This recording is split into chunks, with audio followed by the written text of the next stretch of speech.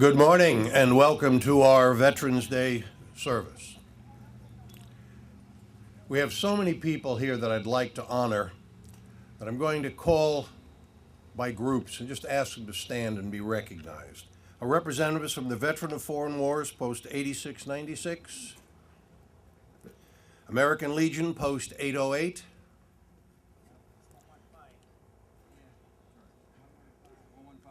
Post 115, sorry, I corrected it in the wrong spot. Marine Corp League Detachment 876, AMVETS Post 113, Military Order of the Purple Hearts Chapter 808, Flagler County High School Air Force Junior ROTC, Matanzas High School Army Junior ROTC, U.S. Naval Sea Cadet Corps from St. Augustine Battalion, Jewish War Veterans Post 300. My good friends from the Flagler County Board of County Commissioners, would you rise and be recognized? Thank you. Palm Coast City Council members, and all of the other people that I should be recognizing, elected officials from the school board, from the sheriff's department, thank you all for being here. At this time, I would like to ask those of you who are able to rise for the presentation of the colors.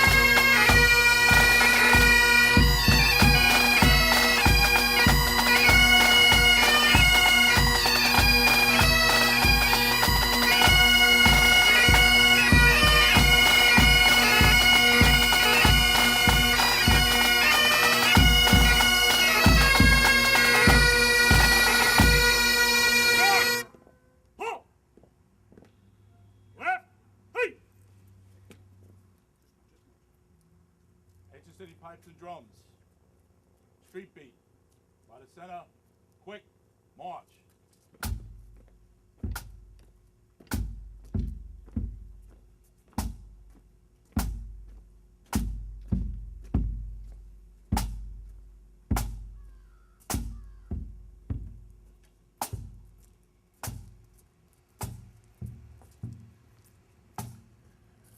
I'd like the Palm Coast City Council to join me. Please come up. And please join us all in a Pledge of Allegiance.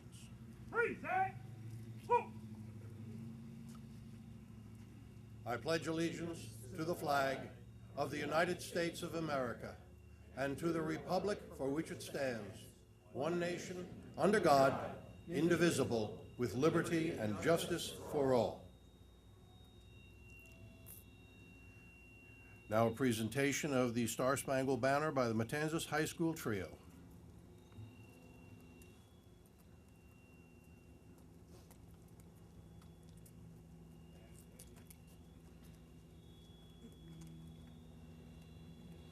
Oh, say, can you see by the dawn's early light what so proudly we hailed at the twilight's last gleaming, whose broad stripes and bright stars through the perilous fight o'er the ramparts we watched were so gallantly streaming, and the rocket's red glare, the bombs bursting in air, gave proof through the night that our flag was still there. Oh, say does that star-spangled banner yet wave o'er the land of the free and the home of the brave?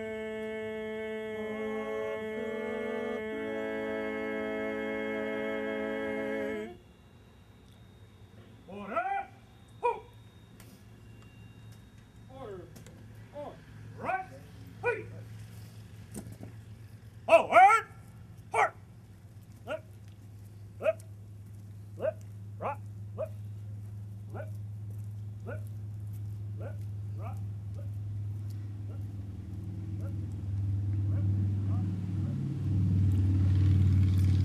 For our invocation this morning, I'd like to call upon Lieutenant Colonel Harry Gilman, U.S. Army.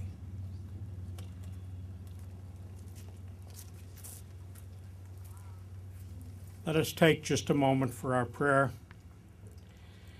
We thank you, mighty God, for the gift of life and for the privilege that has been ours to live in this great country.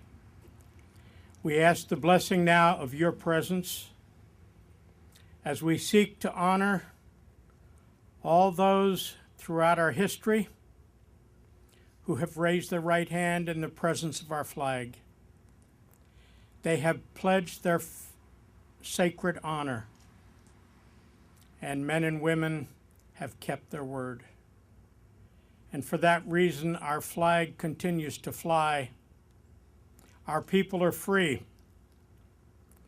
We ask that you'd guide us, that our service would continue in our citizenship, in the quality of our personal lives.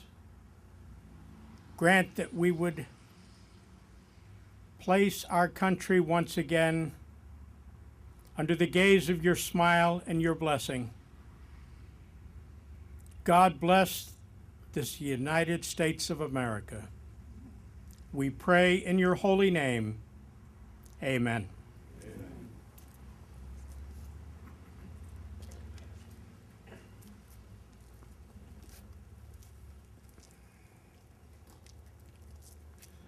Please be seated.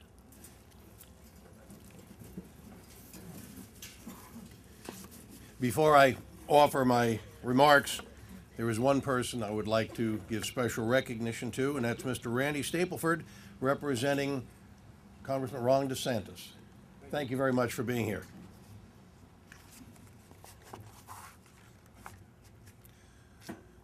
The word veteran is defined as any person who serves in a military service for any length of time.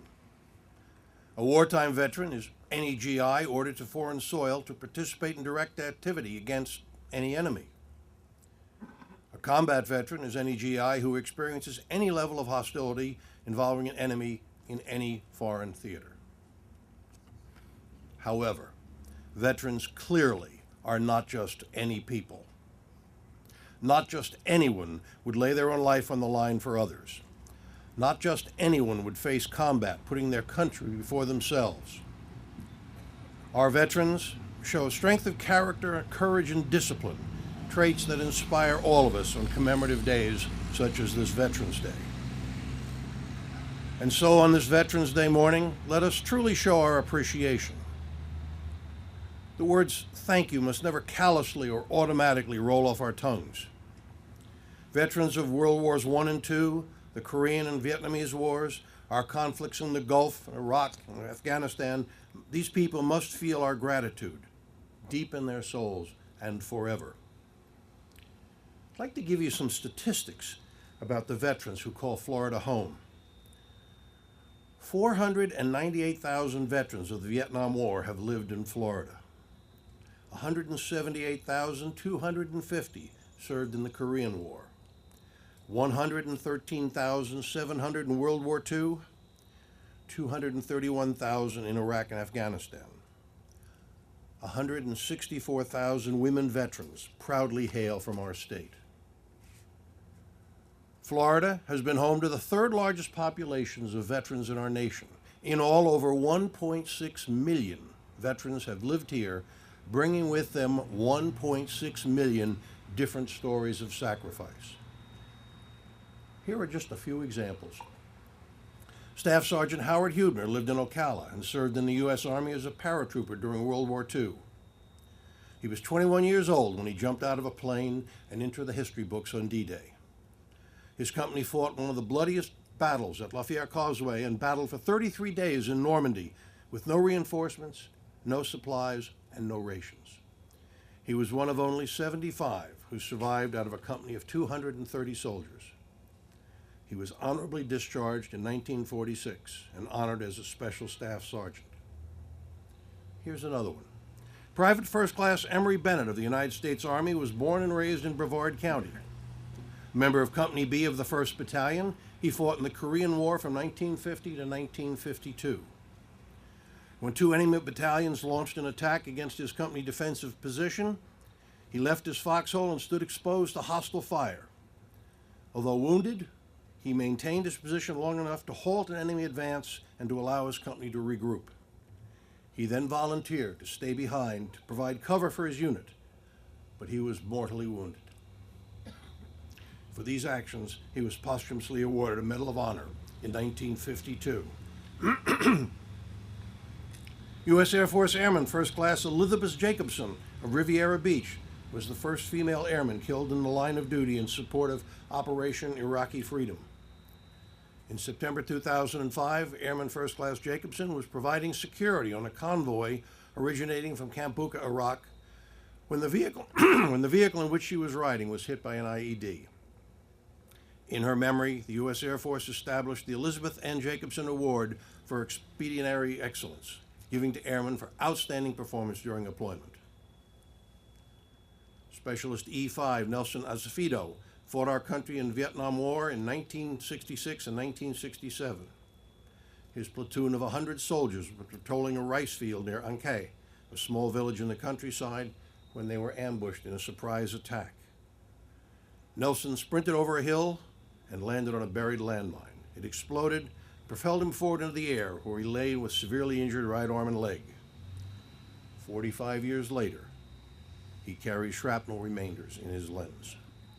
Nelson has been awarded several medals for his service, including a Purple Heart. He's lived in Florida for 20 years and is currently a resident of Palm Coast. Let us also remember those other veterans from Palm Coast whose names are written on the monuments that surround us here today. Heroes within our hearts this morning. Law enforcement officers, Flagler Highway Patrol Trooper Darrell L. Hayward Sr. and Florida Sheriff's Deputy Charles Chuck Cease. City of Palm Coast Military, U.S. Air Force Master Sergeant Michael George Heiser. U.S. Marine Corps Lance Corporal John T. Schmidt III. U.S. Marine Corps Sergeant Jackery J. Walters. Our Military of the Purple Heart Monument stands tall behind us, erected by our local chapter number 808. The monument was dedicated in 2010 to honor all Purple Heart recipients, past, present, and unfortunately future, who've suffered wounds in combat and must be recognized for their sacrifices in service. It has been said that a nation will remain the land of the free only so long as it is the home of the brave.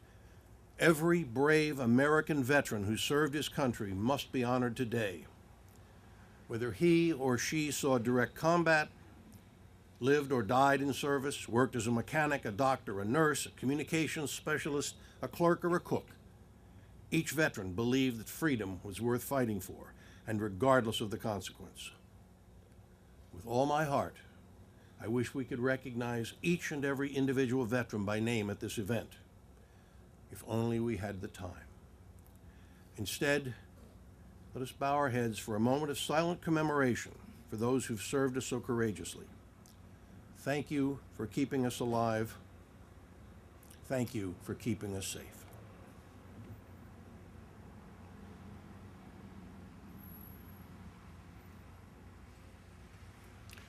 And thank you all for helping to remember and honor these wonderful folks.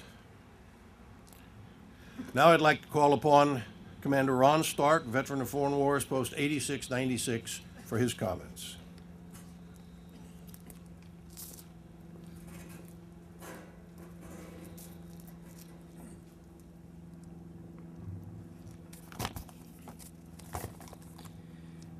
He was getting old and paunchy. His hair was falling fast, and he sat around the VFW telling stories of his past, of the war he once fought and the deeds he once done. In his exploits, his buddies made in his exploits with his buddies, they were heroes every one. And though sometimes his neighbors, his tales became a joke, all his buddies listened quietly, for they knew of where he spoke. But we'll hear his tales no longer, for old Joe passed away, and the world's a little poorer, for a veteran died today. He won't be mourned by many, just his children and his wife, for he lived an ordinary, quiet sort of life. He held a job and raised his family, going quietly on his way, and the world won't know his passing, though a veteran died today. When politicians leave this earth, their bodies lie in state, while thousands note their passing and proclaim that they were great.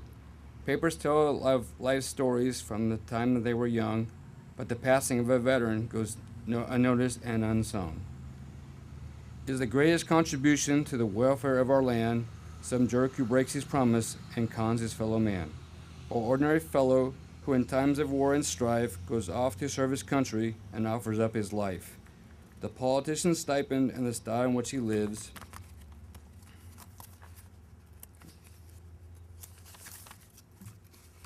are often disproportionate to the service that he gives, while the ordinary veteran who offers up his all is paid off with a medal and perhaps a pension small.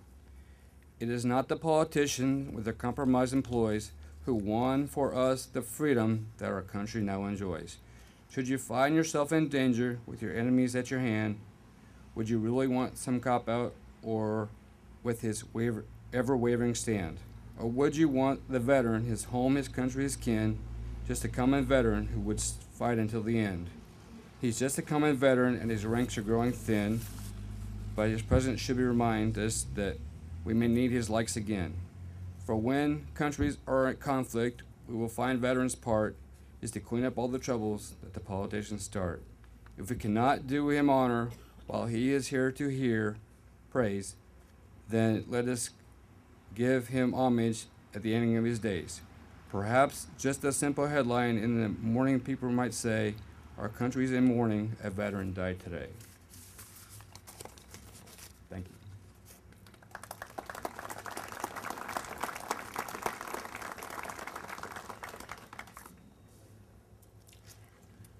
Now I'd like to ask Commandant Jack Marshall, Marine Corps League Detachment 876, come forward, give us his thoughts. Thank you. Thanks to all of you for taking time out of your day to attend the services here where we will honor all veterans. To all the jarheads here, happy birthday. Veterans Day is a federal holiday that honors the anniversary of the signing of the armistice that ended World War I. This holiday is sometimes called Remembrance Day or Armistice Day. World War I officially ended on 28 June 1919 when the Treaty of Versailles was signed. The fighting actually ended 7 months earlier when an armistice between the Allied nations and Germany went into effect on the 11th hour of the 11th day of the 11th month, 1918. Veterans Day is now celebrated on the 11th of November. President Dwight D. Eisenhower signed legislation on 8 November 1954 to change the name from Armistice Day to Veterans Day in order to honor veterans of all American wars. On 19 April 1775, Minutemen and Redcoats clashed at Lexington and Concord. The shots heard around the world. The Minutemen were our first veterans. Since then, our men and women have served our country whenever there was a call to duty, protecting the cause of freedom, liberty, and the pursuit of happiness. This Veterans Day, as for the past 13 years, our nation is at war. We continue to fight to defend our freedoms and combat terrorism. This calls for us to honor and celebrate both those veterans whose service is recorded in the history of past conflicts and recognize our current warriors. They are stationed around the world, standing in harm's way to protect us at this very moment. Veterans Day is set aside to remember every man and woman who has taken up arms to defend our country. We honor every soldier, sailor, airman, Marine, Coast Guardsman, and Merchant Marine who gave some of the best years of their lives to the service of the United States and stood ready to give life itself on our behalf. President John F. Kennedy once said, "A nation reveals itself not only by the people it produces, but also by the people it honors, the people it remembers." Over 26 million military veterans walk among us on this day, and our nation salutes them all. We owe our nation veterans a debt we can never repay. We can and should remember them and what they did, but we must honor them with deeds and not just words. It can be as simple as thanking a veteran for their service, but that's just the beginning. Americans can thank its veterans by living their lives and enjoying America's greatness. Americans can thank veterans by taking full advantage of all your rights that they defended. Vote in every election. Volunteer your time for a worthy cause. Fulfill your jury duty. Mentor a child. Represent your country well. Live your lives and be good Americans. Then all veterans will be proud to know that their sacrifices were not in vain. This is the thanks Americans can give. Live your lives well as productive citizens should. Thank you, and God bless the United States of America.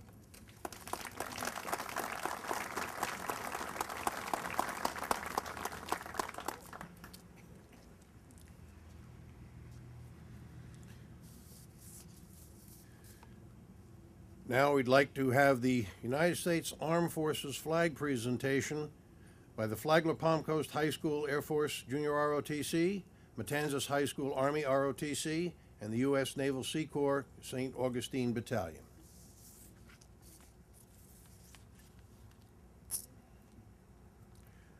They stand behind me. Presentation of wreaths. This is an opportunity for our organizations, our veterans organizations, to pay homage to those who have given the sacrifice so that so many of us could live our lives in freedom. Veterans organizations, please come forward.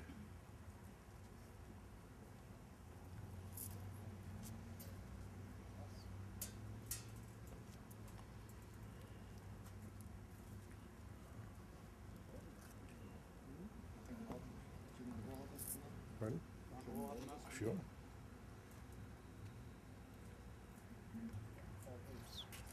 Here come the wreaths.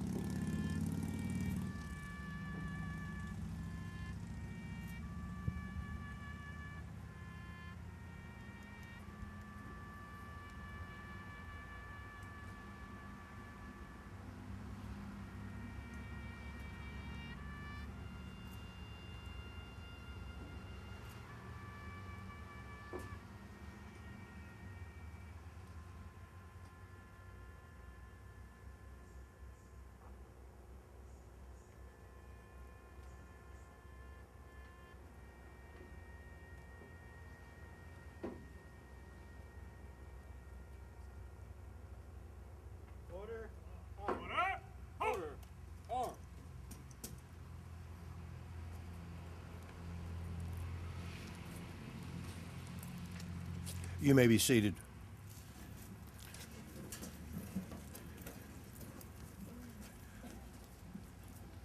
At this time, I'd like to call upon the Community Chorus of Palm Coast to offer a musical tribute.